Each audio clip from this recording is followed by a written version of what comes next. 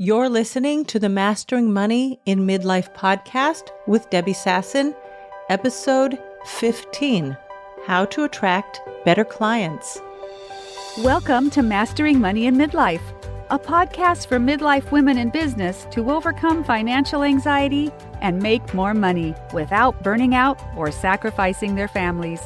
Join certified life and money coach Debbie Sasson as she shares practical business strategies and mindset shifts that help you dissolve the money blocks that keep you stuck in a cycle of under-earning and under-saving, sabotage the growth of your business, and prevent you from building the wealth that you desire. Hello, my friends, and welcome back to the podcast. I have an episode for you today that I think everybody who is in business is going to love, and that is how to attract better clients. And I came up with this idea after reflecting on the podcast that I did 2 weeks ago, when your client wants a refund. And I was remembering the first coach that I hired for my business. And this is going back probably 10 years. I hired a marketing coach for my business. And I have to say that I probably was not in the place that was the best place for hiring that coach at that time, meaning I was newer in my business. And I think reflecting back on it, that the coach that I hired that I wanted to work with was for businesses that were more advanced than I was. And part of me even wants to believe that the coach should have told me, you know what, this isn't the right coaching relationship. You're too new in your business. I know that you're very determined and you're very committed and you want to make things work, but I don't think this is going to be the best relationship. I don't think this is going to be the best thing for you right now. Anyway, that's not what happened. And I paid the money. I was very determined, which I have a tendency to be. And I think I was a little bit over my head. And also with my family, which you know is a large family, I had some kids who needed some special attention at that time, some therapy, extra tutoring, whatever it was. And that also diverted my attention from being in my business, having all the time in my day that I thought that I would have to be in my business. But anyway, I showed up as best I could.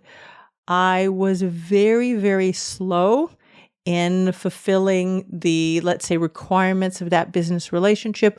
One of the things that we were working on was a free opt-in for my website. I was creating a free ebook that people could sign up for, download, and that way I would attract potential new clients, get them on an email list.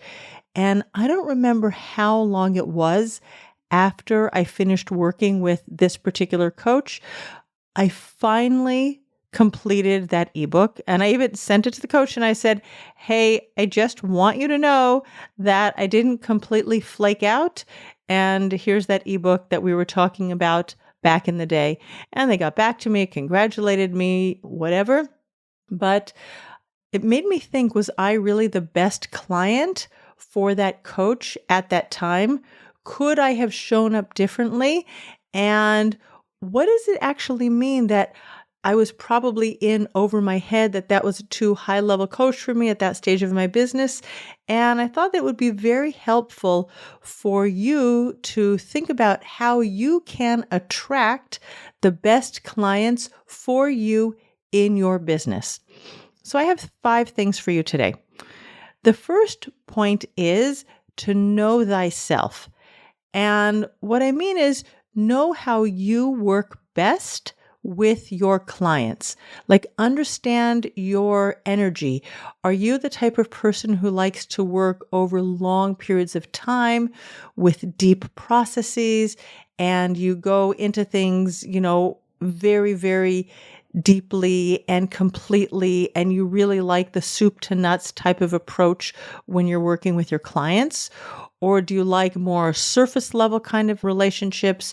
Do you like to do things quickly? Do you like to work with your clients over 6 or 10 or 12 months periods of time? Like, know how you work best and how you show up in the best energy. And this even translates into, are you a morning person, right? Are you an early bird? You like to wake up, you have a lot of energy, and you want to be working with your clients first thing in the morning? Or are you more of a night owl and you like to sleep in, you like to take it easy and drink 13 cups of coffee before you show up in your office at noon? And there's no right way for you to run your business. Just know how you work best and set your standards for you. I remember reading the book, The Prosperous Coach by Steve Chandler and Rich Litvin. And if you're a coach, it's a great book. I highly recommend it. And there are different business models for coaches that the authors bring in that book. And one of them is a coach who loves to work in full day intensives. And that's how their clients get the best results. And I think it was Rich, one of the authors, who said he likes to work in 13-month engagements with his clients. But then he also said a different coach likes to work very quickly, more like laser-focused coaching, and never more than 3 months at a time. Do you like working in 90-minute slots, 30-minute slots? Like, there are no cut and dry, hard and fast rules in your business. Know what works best for you and how you can get your clients the best results. And you can even compare it to, let's say, runners. There are marathon runners and there are sprinters. And we would never expect a marathon runner to be the best sprinter, and we would never expect the sprinter to be the best marathon runner, and both of them are equally good. They're just different. They're both different types of runners, and they both have their class that they show up in, and that's what they do. And so the way that you get your clients' results, is it in person? Is it long-term, short-term, intensives? Like, figure out what works best for you and build your business model that's going to work best for you. Because when you're showing up in your best energy, you're going to get your clients the best results, and you're going to attract those people who are like energetically matched to work with you in the way that you get them the best results. Okay, that's number one. Number two is to set your best client standards. So, for example, if you are that night owl who doesn't wake up at the crack of dawn and needs a bunch of coffee before you get going in the morning, right? Your best clients are not going to be the ones who can only meet at 7:30 in the morning before they go to work, right? Your best clients show up for you at the times that work for you. But it goes deeper than that. Your best clients are the clients who pay you on time, who show up on time, right? You want to make sure that your client standards are that if you're supposed to be meeting at noon, that the client shows up at noon and not 12:05, 12:10, 12:15. And you might even have an agreement so that your client knows what the expectations that you have of your client. If you're a physical therapist or a sports coach and you have exercises that your clients are supposed to do between sessions, right? Your best clients are going to do their exercises between sessions. And you might even have an agreement or a contract that your client signs to make sure that they follow up and do what's expected of them. If you're a copywriter and you give your client content material that you've written and you expect that your best clients return the copy with the corrections within 2 days or 3 days, right? You want to make sure that that's very explicitly set out, because otherwise the project is going to drag on and on and on. And you want to make sure that your clients get the best service and that you can serve your clients in the best possible way. Because if you expected that you were going to have their comments on the first draft within 2 days or 3 days, and it takes them a week and a half, then you've like forgotten about that project. And then you have to go and invest more time in order to get them the service that they want. So really think about what your standards are for your clients and how you're going to be able to serve them in the best possible way. And you can think about the clients that you're working with now, the ones that you enjoy working with most, and just notice, how does that client respond? Do you give them feedback and they accept it? Do you give them feedback and they're always defensive? Do you give exercises to your clients and they implement it, or homework? Like, just really focus on the people that you love working with. And then there are the clients that you maybe are less enthusiastic about working with. And what are the character traits? What's the energy? How do they show up? How can you tell the difference between your best clients and your not best clients? And this isn't a judgment on the person. It could be that your best client isn't going to work so beautifully with someone else because it's going to be an energetic mismatch, or your working standards are going to be different, right? So each person is beautiful and wonderful as they are, but it could be just our way of doing work and our energies.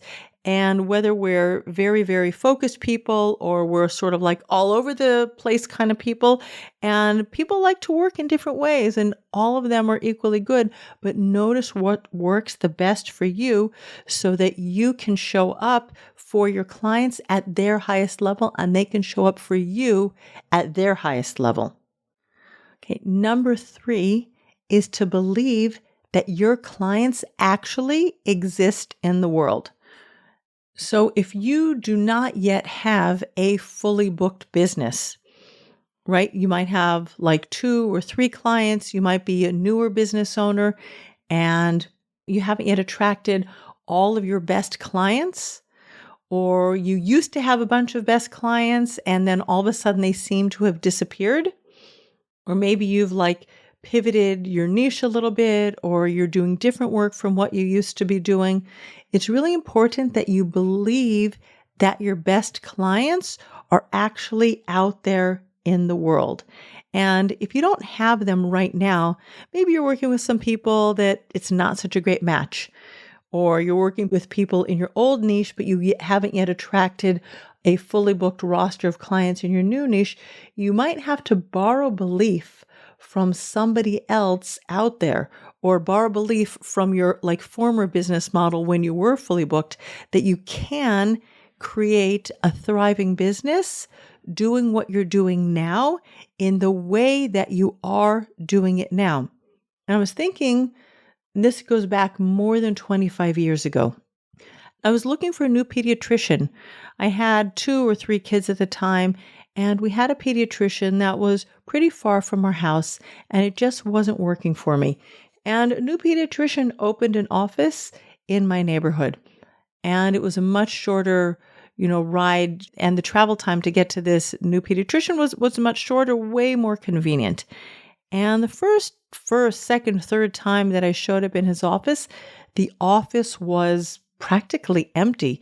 I mean, it was such a pleasure because I could just show up there anytime and I could get my kids checked out if they had a cough or a fever or an ear infection or something like that. It was such a pleasure because I got served straight away. And I can imagine that doctor would be sitting there in his empty office wondering, am I ever going to have enough clients? Will I ever have enough patients, right? All of the families in my neighborhood, they've been working with different pediatricians for years and years and years. Who's going to leave their trusted pediatrician, the pediatrician who knows their kids and knows their ailments and knows the way the family works? Like, nobody's going to leave their pediatrician and come to me. I'm new. Right? They don't know me. They're going to go to that other doctor who's been in business for 20 or 30, whatever years, and it's going to take me a long time to fill up my practice. And guess what? 5 years later, the waiting room was packed when I went to the doctor. Rather than just waltzing right in there and getting a seat in front of the doctor, I had to wait 5 minutes or 10 minutes or 20 minutes. I remember once showing up like just 5 minutes or 2 minutes before my appointment at, let's say, 3:00 in the afternoon. And somebody else in the waiting room said, I was here first. And I'm like, I could have gotten here 45 minutes early for my 3:00 appointment, but just because I only came 2 minutes ahead of my appointment doesn't mean that I have to wait for you to go, even though your appointment's only at 3:15. So he was a very busy doctor at that time. And then I left the neighborhood and I had to go find a new pediatrician for my children. But believe that people switch up their service providers all the time. They switch their doctors, they switch their accountants, they switch their coaches, right? They switch their physical therapists. Look at the people that you work with in your life and just notice if you've been working with all of the same service providers for the last 10, 20, 30, 40 years, or if you've also switched things up, or if you've needed new services and you've called in new people to work with, right? It could be that you have a service and people have not yet needed what you offer. Let's say that you're doing interior design. Somebody needs to be doing some home renovations, either for a new house or they're doing some renovations in their existing house. And that's not something that people do all the time. And it could be there's someone who's just about to do some renovations and they're going to call you in, or they need to buy some new furniture, redo the kitchen, whatever it is, but they've been living in the house for the last 10, 15, 20 years and haven't needed you. And now they're going to be looking for somebody just like you.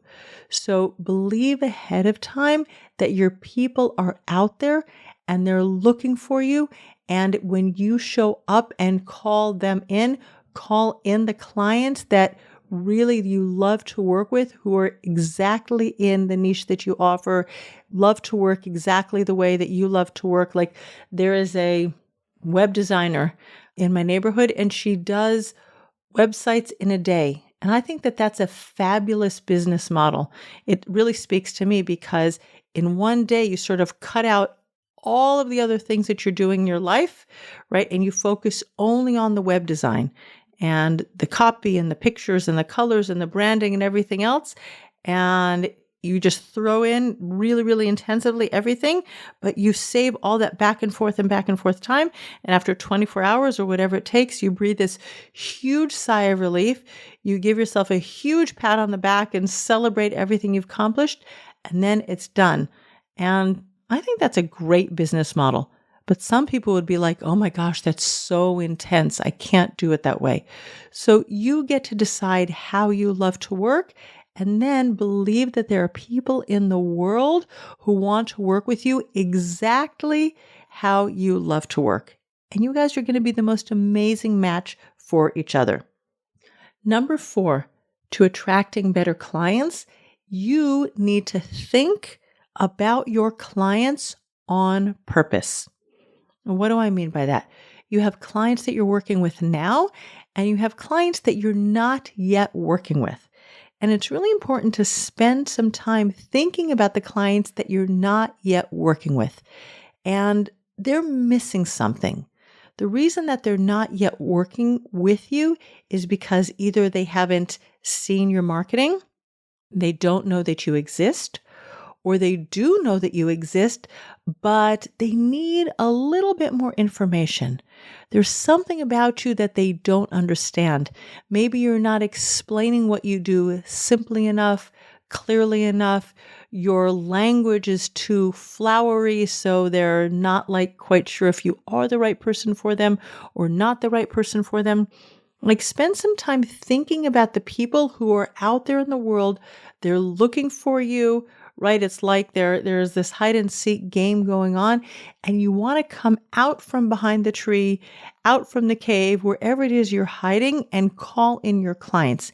And how are you going to do that? Think how you can provide more value, how you can show up for your clients that are looking for you, and sort of wave your hands, wave your flag. What's it going to take for them to understand that you are the perfect person that can serve them?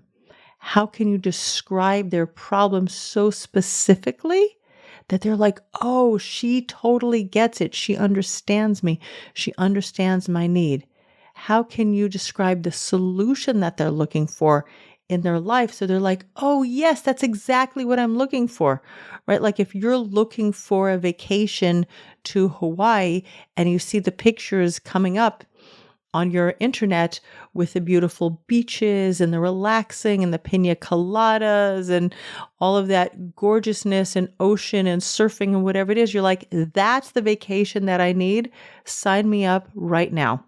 So ask yourself, what is it that your potential clients are missing, that they haven't heard yet, that they haven't seen yet? How can you help them understand more quickly and clearly and specifically that you know what they need? And when you guys work together, you're going to help them to solve their problems very, very quickly. So think about them on purpose, and you really need to put time in your calendar to spend thinking. And just ask yourself how you can do that. What are they missing? What do they need to hear? How can you explain it more clearly? It's like very, very specific thought process when you're thinking about your clients, and not just sort of like throwing things out there onto the internet and hoping that if you just like throw that spaghetti at the wall, something is going to stick and they're going to be like, oh, let me just take that strand of spaghetti off. That's what I need to eat today. Because that's just really a waste of time and energy for you and your clients, because we want to bring you together more quickly. All right. Point number 5. Ask yourself if you are being the best client for the people who are serving you. And this ties back to the story that I gave you at the very beginning of the podcast about me hiring my first coach, and was I the best client? But think about the people that you're working with in your life today, right? If you have a coach, are you the best client for your coach? If your coach gives you feedback, if your coach gives you exercises or worksheets, are you doing the work that your coach gives you to do? Why or why not? Because if you've hired someone, you really want to make time to do the work that they give you. Are you the best client for your accountant, right? You have a business. Businesses usually require accountants in order to file your taxes, unless maybe you're doing it yourself. Do you provide the paperwork, the documents, the receipts, the feedback on time according to their schedule? Or do you drag it out a little bit because you have so many other things to do, and that's kind of the less interesting part of your business, is doing the accounting? Like, I think that for many of us, accounting isn't the most fun part of our business. We like to be out there serving our clients, but the admin and the paperwork is sort of the, I don't know, the the poor younger brother of the stuff that we do in the world. But that's part of you being a business owner, is showing up powerfully in all the ways that you are the CEO of your business. And when you have bookkeeping and accounting to do, you want to be the best client for the people who are helping you. Ask yourself if you are paying your people on time. That can be the electric company, that can be the telephone company, back to your accountants, other people who are working with you, like your VAs. Do you pay people on time? If you want your clients to pay you on time, make sure that you are the best client for other people and you are paying them on time. Do you show up to your meetings on time? Do you show up 5 minutes late, 5 minutes early, exactly on time? Again, if you want to attract best clients who are on time for the meeting, make sure that you're showing up to your meetings wherever you're going. It could even be to your doctor's appointment. It could be to the PTA meeting in school. Whatever it is, are you the best client for the other people in your life? And I was even thinking about this today when I was driving on the road, and I was like, you know what? I'm also a client of the roads, whether it's the municipality or the government. But when I show up as a driver on the road, do I let people in? Am I like road raged when I'm on the road? Like, really, we show up in certain ways in life in all different facets. And sometimes we wear 2 or 3 or 4 hats. But just think about how you show up. And if you're the most compassionate person, understanding person, do you have strict rules for your clients in your business, but you bend the rules in other places in your life? As much as possible, you want to be in integrity with yourself in all areas of your life. And I really do believe that when you show up as the best client for others, you will attract best clients who meet your client standards to you in your business. All right, so that's what I have for you today, my friends. Let's just do a quick recap of the 5 ways that you can attract better clients. Number 1 is to know thyself, know how you work best. Number 2 is create standards for your best clients. And if need be, have an agreement, have a contract, make sure that it's very, very clear between the two of you what the expectations are. Number 3, believe that your clients are out there in the world and they're waiting for you to show up and let them know how they can work with you. Number 4, think about your clients on purpose. What do they still need to hear that they haven't heard yet that's going to make them turn their heads, like open their eyes and be like, yes, I have to work with him. I have to work with her right now. They totally get me. And number 5, make sure that you are the best client in all the ways that you are a client for other people in your life. And I think when you implement 1 through 5, you will for sure attract better clients into your business. All right, my friends, that's what I have for you. And I look forward to seeing you next week on the podcast. Bye. Thanks for listening to Mastering Money in Midlife. If you want more information on Debbie Sasson or the resources from the podcast, visit masteringmoneyinmidlife.com.